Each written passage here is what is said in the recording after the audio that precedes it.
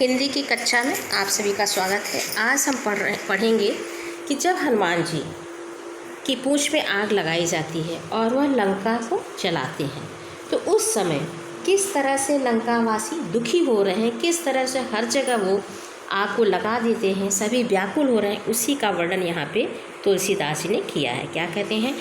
लपट कराल ज्वाल माल दहु दिसी, धूम अकुलाने पहचाने कौन काहे। ज्वाल जाल माल मतलब अग्नि का समूह, आग की लपटों का समूह। दहुदिसी दसों दिशाओं में, धूम मतलब धुआं, अकुलाने व्याकुल, पहचाने कौन, कोई किसी को पहचान नहीं रहा है। तो यहाँ पे कवि ने लपटों में फंसे हुए जो लंकावासी हैं, चारों तरफ धुआं फैल जाने से कैसे किसी को नहीं पहचाने, इसी का वर्णन कवि कर रहे हैं। क्या कहते हैं? हनुमान जी की पूंछ की जो आग है वह दसों दिशाओं में चारों तरफ आग की लपट भर गई है। धूम अकुलाने, और धुआं इतना अधिक भर गया है कि सभी व्याकुल हैं। पहचाने कौन काहे, कोई किसी को पहचान नहीं रहा है। पानी को ललाट, ललाट मतलब व्याकुल होना, लालायित होना, बिललाट जरे गात जात, सभी पानी के लिए लालायित हैं, बिललाट व्याकुल हो रहे हैं, और गात जरे जात उनके शरीर जल रहे हैं। परे पाईमाल, पाईमाल मतलब नष्ट होना, जात भ्रात तू निवाहि रे, सब चिल्लाते हुए पानी को त्राहि त्राहि करते हुए जल के अभाव में बिलखते हुए चीख रहे थे। और सब क्या कह रहे थे? भ्रात तू निवाहि रे, हे भाई इस समय तुम ही हमें किसी प्रकार से बचा लो। प्रिया तू पराही, नाथ नाथ तू पराही, बाप बाप तू पराही, पूत पूत तू पराही। और सभी एक दूसरे से भाग जाने के लिए कह रहे हैं। पति जो है पत्नी को कह रहा है कि तुम भाग जाओ, पत्नी पति से कह रही कि हे नाथ आप भाग जाइए। बाप पिता जो है पुत्र को भाग जाने के लिए कह रहा है, और पित्र जो है पिता को उस आग की लपटों से भाग जाने के लिए कह रहा है। तुलसी बिलो की लोग व्याकुल बिहाल कहे, तुलसीदास जी कह रहे हैं कि इस तरह से आग से व्याकुल होकर के, भयानक अग्निकुंड से व्याकुल होकर के सभी बेहाल होकर के कह रहे हैं, ले ही 10 शीश अब 20 चख चाहे रे। चख मतलब आँखों से। क्या कह रहे हैं कि हे रावण, 10 शीश मतलब 10 सिरों वाले।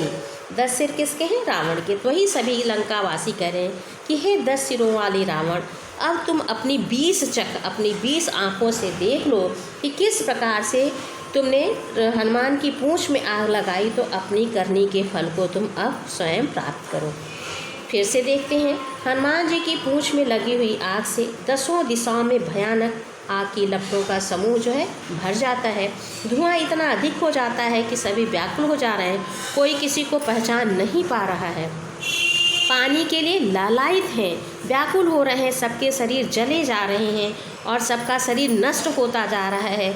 और सभी चिल्ला रहे हैं कि हे भाई इस समय तुम ही हम इस कष्ट से हमें हटा सकते हो, इस कष्ट को दूर कर सकते हो।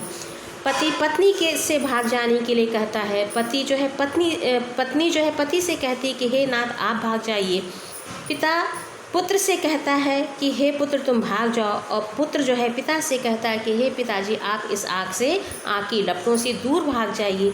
तुलसीदास जी कहते हैं इस तरह से सभी उस लंका नगरी में लगी हुई आग से व्याकुल हैं, बेहाल होकर के कह रहे हैं कि हे 10 शीश वाले रावण, अब तुम अपनी 20 आँखों से देख लो, अपने जो कर्म किए हुए उस कर्म के फल को अब तुम ही प्राप्त करो। तो यहाँ पे लंका दहन का बड़ा ही स्वाभाविक चित्रण हुआ है। किस प्रकार से आग से लोग व्याकुल होते हैं उसका तुलसीदास ने सजीव चित्रण किया है। भाषा ब्रज है, भयानक रस है, और घनाक्षरी छंद है, अनुप्रास अलंकार है। अब इसके आगे वाले के अर्थ को देखते हैं।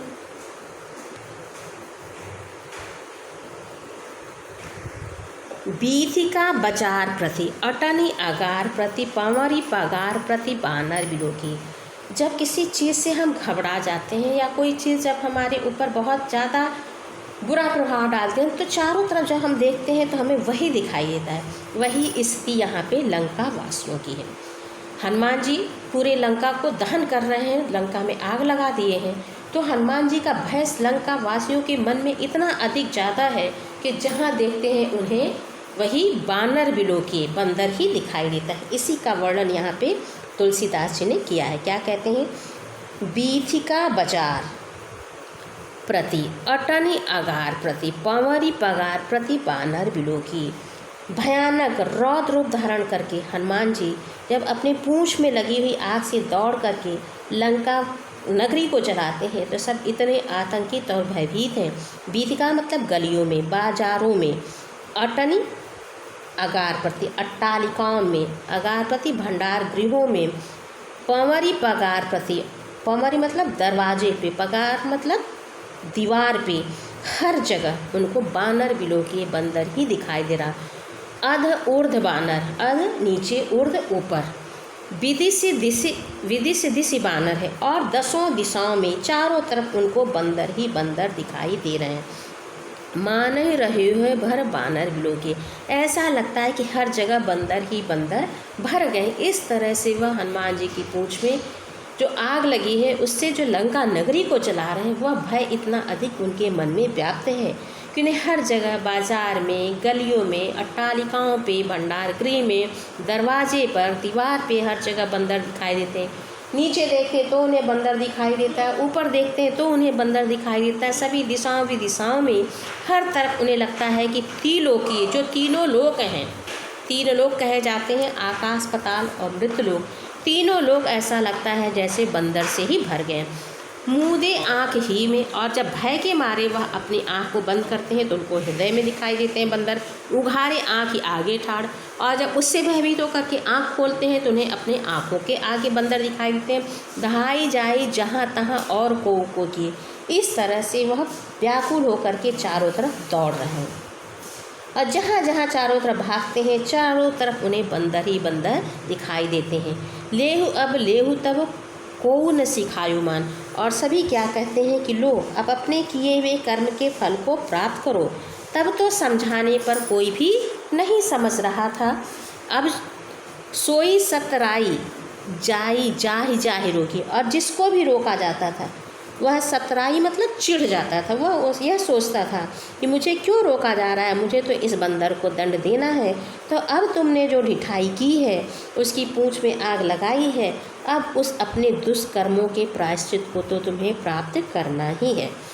यहाँ पे तुलसीदास जी ने किस तरह से हनुमान जी के भय लंका वासियों के हृदय में है उसका बड़ा ही मनोवैज्ञानिक चित्रण यहाँ पे कवि ने किया है।